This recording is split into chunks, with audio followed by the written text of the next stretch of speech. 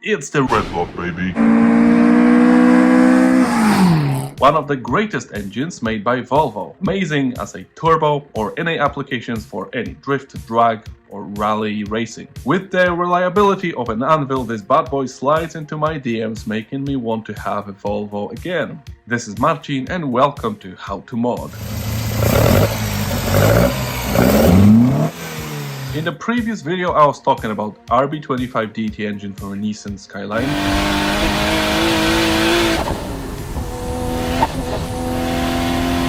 So if you want to check it out, you can click here or check out in the description, there will be a link. Also, if you are looking for a JDM car on a budget, there's a link down there too.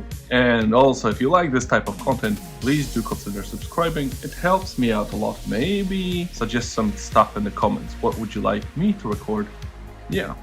We'll talk about B230 today, how to make it better, good points, bad points. Yes, even the most reliable engine in the universe has problems too.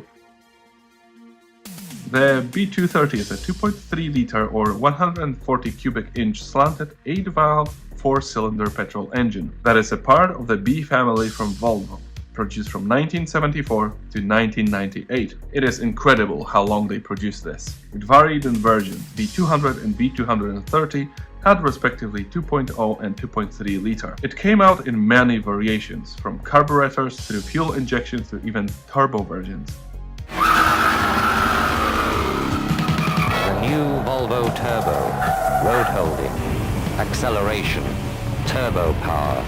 Fun fact, the LH 2.4 ECU was self-tuning to some extent, so if you increased boost in your, let's say, 230FT engine and you drive for a little while, it'll tune itself to some extent. That's pretty neat. The B230 and all iterations of the Volvo Redblock engine would succeed the aging B20 power plants from the late 60s. It has a cross-flow aluminum cylinder head, a strong cast iron block, and a belt-driven single overhead camshaft with sodium-filled valves.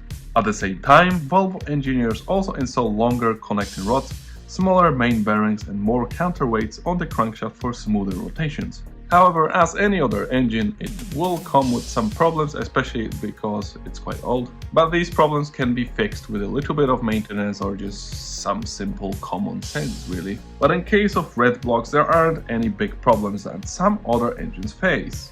They really are well thought of. Number 1. The ignition in Redblocks is some sort of distributor system. Just some maintenance, new cap and rotor should do the trick. You can get wires as well, spark plugs, they aren't that expensive and they will save you a lot of headache in the future. Alternatively, you can opt in for a wasted spark ignition setup or even a 1-2-3 ignition, which allows you to connect to your computer via USB lead and tune it that way. Early Redblocks had 9mm connecting rods. That is not a problem really, but if you are planning to run more power, that would be the first thing you might want to consider upgrading. Apologize, my voice might sound a little bit weird still. I've been sick for quite a long time and I'm in recovery. Sorry. These engines had a weird crankcase ventilation box that would clog up if you didn't pay attention, clean it up and make a vent to the atmosphere. If you are looking for more power, one of the bottlenecks will be the head.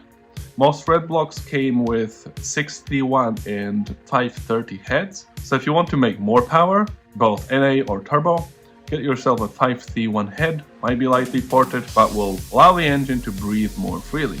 In general, old Volvo's electrical wiring was turbo, especially the ones before 1989, where wire insulation was made out of cornflakes. Fortunately, the ones after 89 were improved to beef jerky cables, at least they weren't that brittle. Now onto the Worcestershire sauce. What's the worst part? The engine doesn't run as it should or doesn't start at all. Assuming you have normal stuff, that means normal ECU, factory OEM parts. If you have aftermarket ECU, that would widen the troubleshooting area. That's what I'm trying to say. Kicking off with the engine not starting at all. First of all, we need to check for all the basics, means spark, fuel, compressions. Have to have these three. If this is B230F, that equals you have a crank angle sensor in the bell housing in the rear of the engine. That'll be my first guess. Could also be the coolant temperature sensor, or B230E with KJET. Yeah, KJET. you could check the cold start valve. Also worth looking at the ignition control unit on the passenger inner wing, on the passengers that side. B230K and other carb-rated versions will have a simpler problem, more like ignition or carb to be rebuilt. Hot or cold starting issue, that would be number 2. Coolant temperature sensor could be a check your grounds also.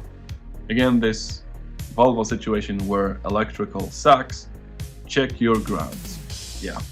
Misfiring idle problems. This could be fuel related. Check your fuel pressure regulator. Also check the firing order and if the wires are connected properly. Somebody could have made a mistake. That's not a problem per se, but you know, check it.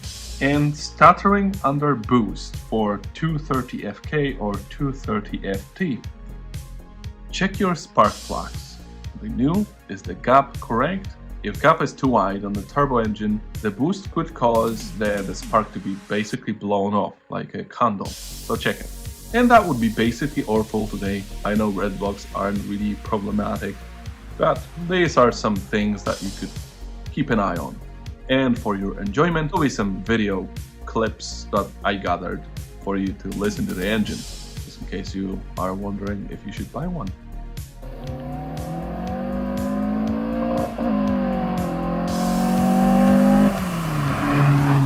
Tulee kovaa, tulee herkkä, tulee yksi.